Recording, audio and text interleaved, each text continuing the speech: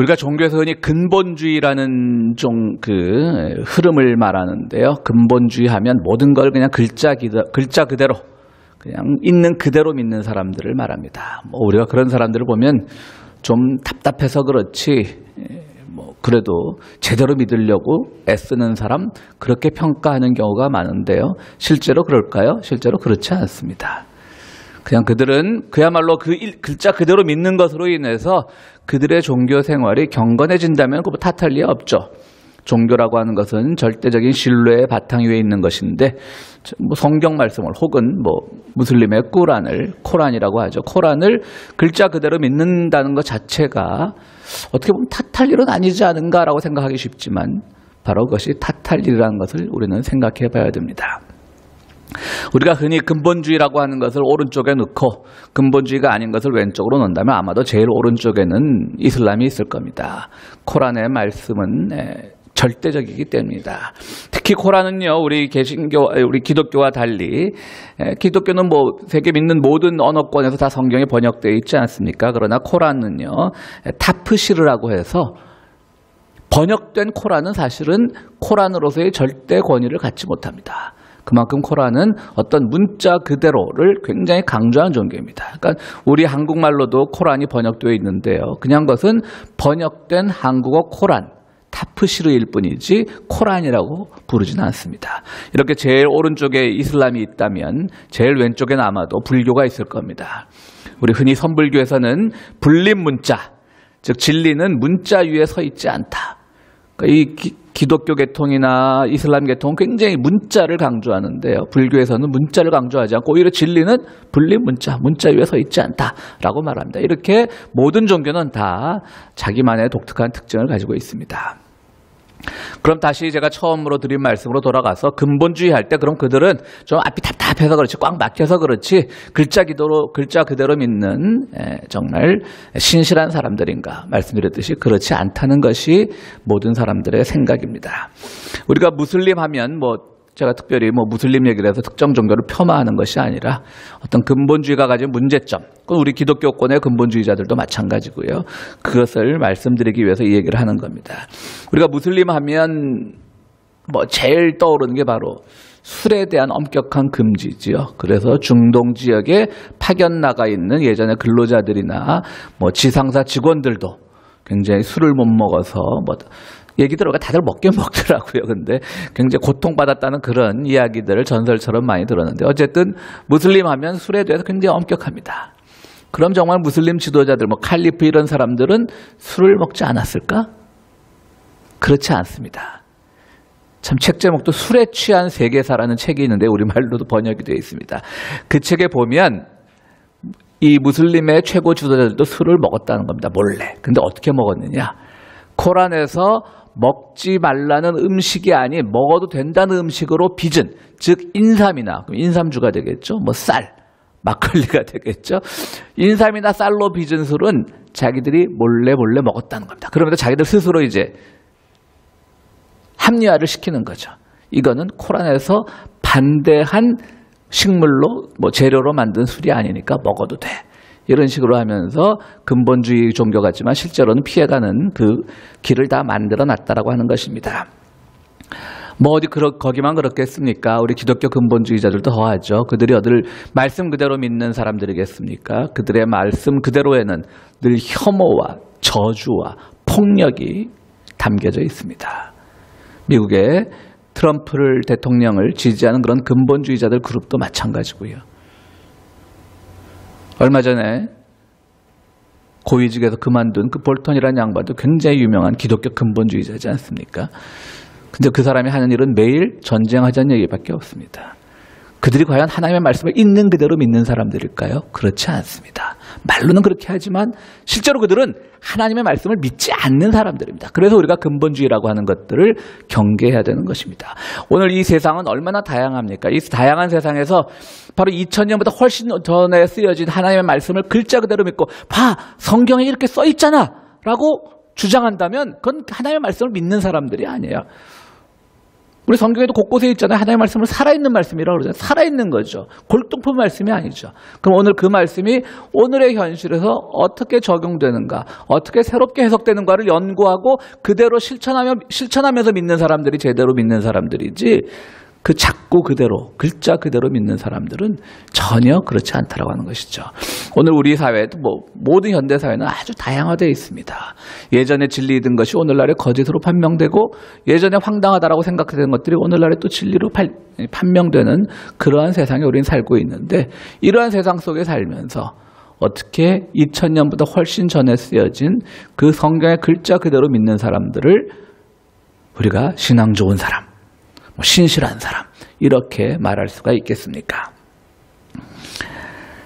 지금 미국 극장가에는요, 그 조커라고 하는 영화가 굉장히 큰 반향을 불러일으키고 있는데요. 저도 아직 보지 못했지만 이번 주에 볼 예정입니다. 여러분들 배트맨이라고는 잘 아시죠? 그 박쥐 모양의 그 가면을 쓰고 고담시라고 하는 모든 그 썩어 빠진 도시에서 정의를 실천하는 그 배트맨, 그리고 그 맞선 악의 상징인 조커가 있습니다. 두 사람은 항상 선악을 이제 대비하는 것이고요. 이건 일종의 만화로 시작을 했지만 점점 그것이 영화화되면서 굉장히 많은 그냥 권선징악의 그런 단순한 폭력물, 또 슈퍼히어로들이 세상을 바로잡는다는 그런 단순한 구조에서 벗어나서 오늘날의 이 배트맨 시리즈는 굉장히 철학적 의미를 담은 영화로 아주 영화 평론가들 사이에서도 아주 평이 높은 그런 영화로 알려져 있습니다. 최근에 조커라고 하는 영화가 나왔어요. 배트맨이 주인공이 아니라 조커가 주인공이에요. 악역을 맡은 사람이 주인공입니다. 그런데 그 영화에 보면, 전 아직 못 봤습니다만 리뷰만 봤습니다. 이번 주에 꼭 보겠습니다. 그 영화에 보면 그 배트맨의 본래 이름은요, 브루스 웨인이라고 하는 사람인데요. 그러니까 이 브루스 웨인은 아버지 토마스 웨인이 굉장히 비록 고담시지만 그 존경받던 정치가였고 아주 부자였습니다. 그런데 이 배트맨 브루스 웨인이 어릴 때 아버지가 동네 그 마피아 조직인가 어디에서 이제 테러를 당해서 죽는 거를 그 배트맨이 앞에서 보고, 그때부터 이제 체력 훈련도 하고 비밀 병기도 개발을 하고, 그리고 돈은 아버지한테 물려받은 재산이 있으니까 아주 부유하게 살면서 밤마다 배트맨 박쥐 가면을 하고 악을 응징한다는 그런 영화가 배트맨의 내용인데요. 이번에 나온 조커는요, 거기서 아주 묘하게 세상을 다시 뒤집는다라고 합니다. 바로 배트맨 브루스 웨인의 아버지인 토마스 웨인이 그렇게 존경받는 정치가, 존경받는 부자가 아니었고, 그도 역시 비열하고 가난한 자들을 무시하는 사람이었다는 것이 이번에 나온 조커의 내용이라고 합니다. 그리고 영화는 그렇게 구체적으로 말하지는 않지만 암시적으로 바로 조커와 배트맨, 브루스 웨인이 한 아버지, 토마스 웨인의 같은 배다른 아들이라고 그렇게 영화가 암시적으로 보여주고 있다고 합니다. 뭘 말할까요? 왜 이런 영화들이 오늘날 그냥 단순한 폭력물, 슈퍼히어로물이 아니라 왜 많은 그런 철학적 의미를 담고 있을까요? 오늘날 사회는 무엇이 정의고 무엇이 선이라고 하는 것을 결정하기 어렵다라고 하는 겁니다. 이때까지 영화에서는 그 토마스 웨인이라고 하는 사람이 그 배트맨의 아버지가 정말 존경받는 부자였지만, 이번에 새로 나온 영화에서는 그 역시 허점투성이었고, 가난한 사람들은 그저 자기가 노력하지 않아서 가난을 짊어지고 사는 아주 그냥 삼류 인간으로 취급하는 그런 장면이 있다고 하는 겁니다. 그렇습니다. 영화조차도 세상이 이렇게 다양하다라고 말하는데, 정말 우리가 살아가는 세상은 다양한데 어떻게 우리가 성경의 글자 그대로만 가지고 이것이 진리라고 얘기할 수 있겠습니까? 성경은 해석되어야 되는 문건이고 말씀은 실천되어야 되는 글자인 것입니다. 실천이 없고 새로운 해석이 없는 성경은 그것은 죽은 것이나 다름없습니다. 또한 성경을 읽을 때 우리가 모순에 빠지기 쉬운 것은 글자 그대로 한 성경, 구약과 신약 통틀어 66권 안에서도 서로 모순되는 구절이 많습니다. 헷갈립니다. 이 말이 진짜야? 저 말이 진짜야? 오늘 우리 설교 제목을 제가 좀 길게 잡았습니다. 좌로나 우로 치우치지 말되 차든지 뜨겁든지 하라.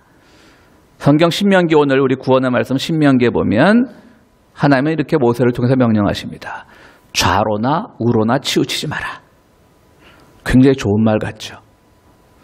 그런데 성경의 마지막 요한계시록에 가보면요, 라오디게아라는 교회를 향해서 이렇게 말합니다. 차든지 뜨겁든지 하라. 여러분, 이 두 말씀 모순 아니에요?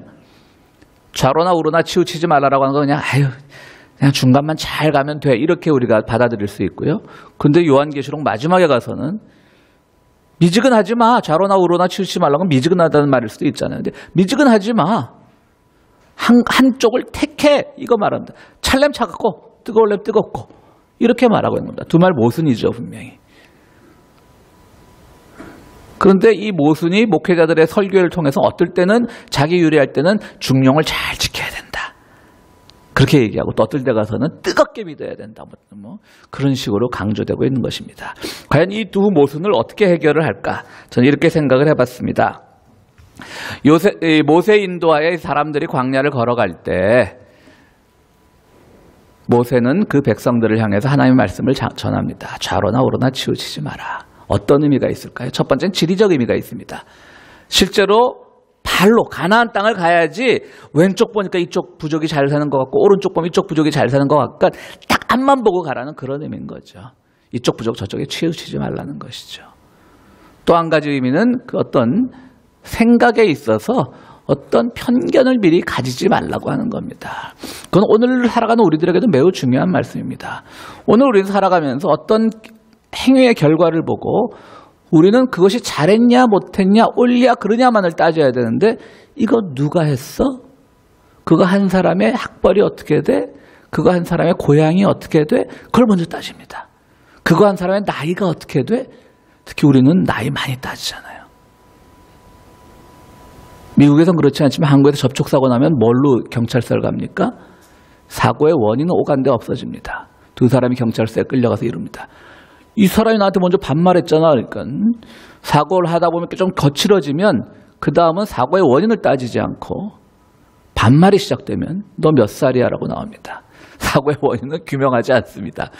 그러니까 나이에 따라 모든 것이 강조되고 그 사람의 배경에 따라 그 사람이 조금 틀린 말을 해도 저 사람은 그 학식이 뛰어나니까 그 틀린 말에 뭐 함의가 있을 거야. 배운 게 없는 사람은 맞는 말을 해도 뭘 한다고 저렇게 얘기를 해. 이게 바로 좌로나 우로나 치우치는 거죠. 어디에 치우쳐서 제대로 볼 것을 보지 못하는 겁니다. 그런 점에서 우리는 이 신명기에 나오는 좌로나 우로나 치우치지 말라고 하는 말은 유교에서 나오는 중용의 의미로 잘못 이해하는 경우가 많은데 사실은 유교에 나오는 중용의 의미도 우리가 알고 있는 그냥 좌로나 우로나 치우치지 말고 그냥 가운데가 제일 좋은 거야. 그냥 걸어가면 돼. 이렇게 말하는 의미가 아니라고 얘기를 합니다. 우리가 잘 아는 현대 철학자 도올 김영옥은 중용을 가리켜서 바른 것을 행하는 것이라고 이렇게 말합니다. 바른 것을 실천하는 것. 그냥 이쪽 저쪽 휩싸이기 싫으니까 아무데나 치우치지 않고 그냥 가운데 가만히 있는 것. 무심코 가만히 있는 것. 이게 중용이 아니라는 것이죠. 바른 것을 실천하는 것입니다. 우리 조선 말기의 실학자 다산정약용은 중용이란 말을 아주 특이하게 해석을 합니다. 다산정약용에 따르면 사람의 욕심과 이성이 가슴속에서 싸울 때 이성의 손을 들어주는 것이 중용이라고 얘기합니다. 내 마음에서 욕심과 막 그런 것들 또 한편으로 그걸 억누른 이성이 싸우고 있는데 다산은 거기서 욕심을 누르고 이성의 편을 들어주는 마음이 생길 때 그것이 중용이라고 합니다. 즉 중용은 중독과 반대되는 말이라는 것입니다. 어디에 막 빠져드는 것이죠. 깊게 빠져드는 것. 그것이 아니라 정말 이성으로서 모든 것을 판단하는 것이 중용이라고 다산정약원이 얘기합니다. 그런 점에서 오늘 이 신명기가 말씀하는 것은 좌로나 우로나 치우치지 말라라고 하는 것은 세상을 살아갈 때 좌에서 무슨 일이 일어나든지 우에서 무슨 일이 일어나든지 나는 내 길만 갈 거야 라고 하는 것이 아니라 정말 좌의 생각은 어떻고 우의 생각은 어떤지 함께 살피면서 신중하게 살피면서 자기의 입장을 정하는 것을 말합니다. 무조건 중립은 없습니다. 달리는 기차 위에 중립은 없다라는 말도 있고요. 가만히 있는 중립이 좋다는 것도 없습니다. 단테가 신곡에서 지옥의 가장 뜨거운 자리는 중립을 지키는 사람의 자리라고 하는 그런 말이 한때 유행을 했는데요. 또 단테 연구가들에 따르면 단테 신곡에는 그 말이 나오지 않는다는 또 얘기도 있습니다. 요즘은 워낙 정보의 홍수 시대라 누구 말이 진짜인지 모르지만 어쨌든 그런 말이 돌고 있다라고 하는 것은 중립을 지킨다라고 하는 것이 꼭 좋은 것만 아니다. 우리는 어떤 입장을 취하는 것이고 그런 점에서 신명기에 나오는 좌로나 우로나 치우치지 말라라고 하는 것은 중립을 지키느라는 말이 아니라 다산정약용에 따르면 말씀드렸듯이 욕심과 이성이 충돌할 때 이성의 편에 서라는 것이고, 도굴의 말처럼 올바른 것을 실천하라는 그런 뜻이기도 하는 것입니다. 그럼 우리는 이 신명기의 말씀, 좌로나 우로나 치우치지 말라는 말을 그냥 중립으로 오해하는 일은 없어야 될 것입니다. 그런 점에서 이 마지막 요한계시록에 나오는 이 말, 뜨겁든 차갑든지 하라고 하는 것은 우리 기독교인들이 실천해야 될 실천의 윤리입니다. 그러니까 어떤 일을 행할 때, 또 어떤 것을 판단할 때 우리는 정말 신명기의 말씀처럼 좌로나 우로나 치우치지 말고 깊게 판단을 해서 이쪽 생각은 어떤가, 저쪽 생각은 어떤가, 이쪽에 역지사지라고 입장도 바꿔 한번 생각해보고, 그러면서 자기의 입장을 정리할 때 아주 신중하게 생각해보고, 마지막 요한계시록의 말씀처럼 실천을 할 때는 어느 한쪽에서 이것이 옳다고 결정이 냈으면 차든지 뜨겁든지 해야 된다는 것이죠. 그런 점에서 저는 이 두 마디 말이 신명기의 말씀과 계시록의 말씀이 결코 충돌하지 않는다라는 그런 오늘 결론에 이르게 되었습니다. 그렇습니다. 라오디게아 교회는 터키 지역, 소아시아 지역에 있던 7교회를 향한 사도 요한이 하나의 예언의 말씀을 할 때 마지막 교회가 바로 라오디게아 교회입니다. 그 교회를 향해서 오늘 우리 교동문에서 읽었는데요. 너희는 그냥 뜨겁든지 차갑든지 해라, 라고 이렇게 말을 합니다. 라오디게아, 우리 한글식으로 읽으면 라오디게아인데 영어식으로 하면 레오디시안이라고 합니다. 사전을 찾아보니까 진짜 레오디시안이라는 말에는 무감각한, 무관심한 그런 뜻이 있더라고요. 레오디시안이라는 말에는. 그러니까 이 성경으로부터 나온 말인 거죠. 아무 입장도 없이 그냥 되는 대로 살아라. 그때 라오디게아 지역은 굉장히 부유한 지역이었다고 합니다. 그리고 오늘 본문에도 교동문에도 나오지만 안약이라는 말도 나옵니다. 네 눈을 크게 뜨는 안약을 발라라. 시각이 잘못됐으면 안약을 발라라 하는 것입니다. 그것은 그 지역이 또 안약 생산지로 유명했기 때문입니다. 즉 그 지역의 사람들은 모든 것을 가지고 있었습니다. 부유했겠죠. 지역적으로 부유했습니다. 그런데 사도 요한은 이 라오디게아 교인들을 향해서 이렇게 얘기합니다. 너희들은 많은 것을 가지고 있다고 착각하지만 실제로는 아주 가난한 사람이라는 거죠. 아주 정확한 말입니다. 대부분의 오늘 현대를 살아가는 사람들 중에 가진 사람들, 많이 배운 사람들이 현실 문제에 잘 뛰어들지 않으려고 합니다. 아이, 귀찮아. 나만 편하면 돼. 특히 기독교인들. 그죠? 예수 잘 믿고 구원받고 마음 평안하면 되지. 내가 왜 사회 문제 고민에 뛰어들어 하는 것들. 왜? 먹고 살만 하니까요. 사실 예수님의 종교는 굉장히 가난한 자들의 종교였지만 솔직히 오늘 기독교라고 하는 것은 최소한 중산층 이상의 종교가 돼버리지 않았습니까? 가난한 사람들은 교회에서도 설 자리가 없어진 것이 오늘의 현실입니다. 그러니까 우리는 사회 문제 신경 쓰기가 싫은 거예요. 차든지 뜨겁든지 귀찮은 거예요. 그때 막 신명기 말씀으로 돌아가는 거예요. 저러나 오러나 치우치지 말고 나는 내 갈 길이나 가자. 그 사람들을 향해서 사도 요한이 이렇게 얘기하는 거예요. 니네 다 부유한 것 같지? 그러나 실제로는 벌거벗은 몸이야. 실제로는 가난한 거야. 제일 비루하게 살아가고 있는 거야. 자기의 입장이 없이 살아가는 것. 그렇게 살아가고 있다고 사도 요한은 오늘 성경을 통해서 우리같이 살아가는 사람들, 중도의 의미를 잘못 이해하고 그저 아무거나 무관심하고 그저 그냥 내 삶만 잘 평안하게 유지되면 된다고 믿는 사람들을 향해서 이렇게 경고하고 있는 겁니다. 그렇습니다.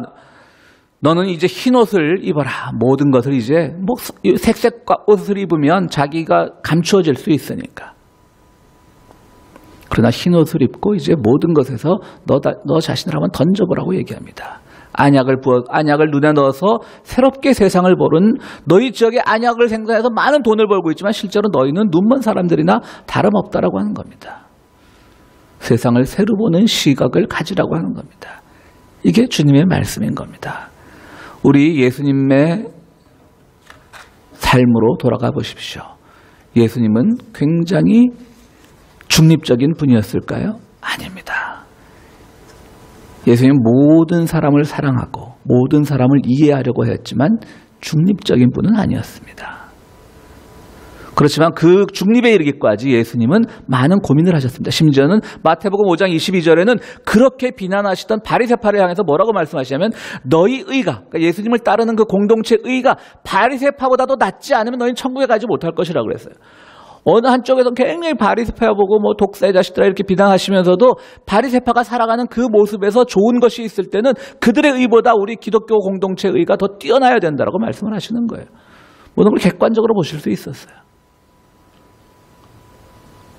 마지막 십자가에서는 어떻게 하셨습니까? 십자가에 달리시면서 그분을 조롱하고 하던 그 로마 병사들, 그분을 죽이려고 하는 그 로마 병사들에게 대해서 이렇게 말씀하십니다. 주여 저들을 용서하소서. 저들은 자기가 지금 무슨 짓을 하고 있는지 모릅니다. 굉장히 신중하게 생각하신 것이죠. 맞죠. 그들은 그저 허수아비일 뿐이죠. 그런데 오늘날 기독교인들은 그 다음에 어떻게 결론을 내리냐면 그러니까 세상은 다 모두 죄인이야. 우리 모두 다 죄인인데 뭐 어떻게 다 그래. 이렇게 두리뭉실하게 결론을 내리는 게 아니에요. 예수님은 저들을 용서해 주셔서 저들은 아무것도 알지 못합니다라고 말씀하시고 스스로 십자가에 달리셨습니다. 거기서 삶을 구걸하지 않았습니다.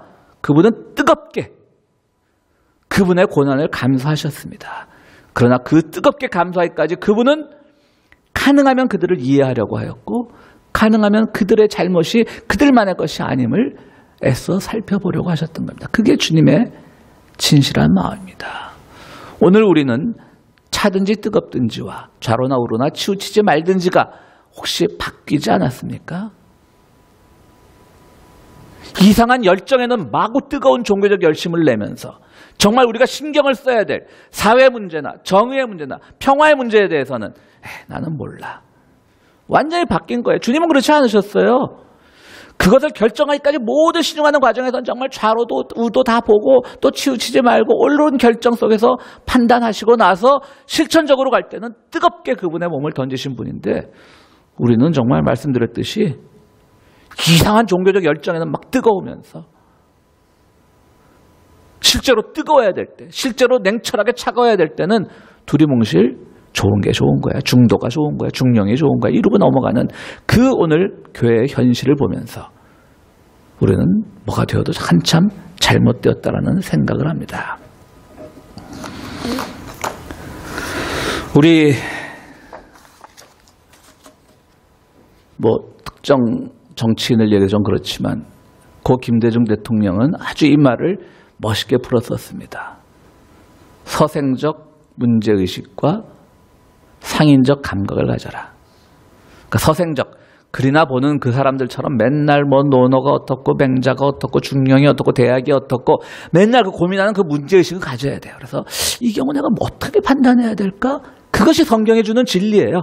우리는 오늘 서생적 문제의식이 아니라 어떻게 보면 정말 경건한 기독교인적 문제의식을 가지고 말씀을 열심히 봐야 되죠.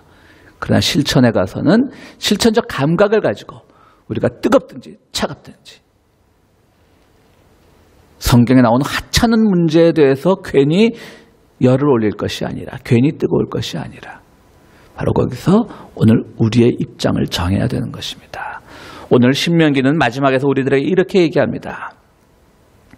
당신들은 주 당신들의 하나님이 명하신 그 모든 길만을 따라가야 합니다. 그러면 당신들이 차지할 땅에서 풍성한 복을 얻고 오래오래 잘 살 것입니다. 주님의 축복의 말씀입니다. 당신들이 걸어가야 할 그 길 뭡니까? 바로 깊이 있는 성찰과 그리고 삶에서 뜨거운 실천, 뜨거운 자기 입장을 결정하기까지의 깊이 있는 성찰, 이 모든 것들을 실천할 때 정말 주님은 우리에게 주님께서 약속하신 그 영광의 땅을 허락하시고 그 속에서 우리에게 평안을 주실 것을 믿습니다. 우리 함께 기도하시겠습니다.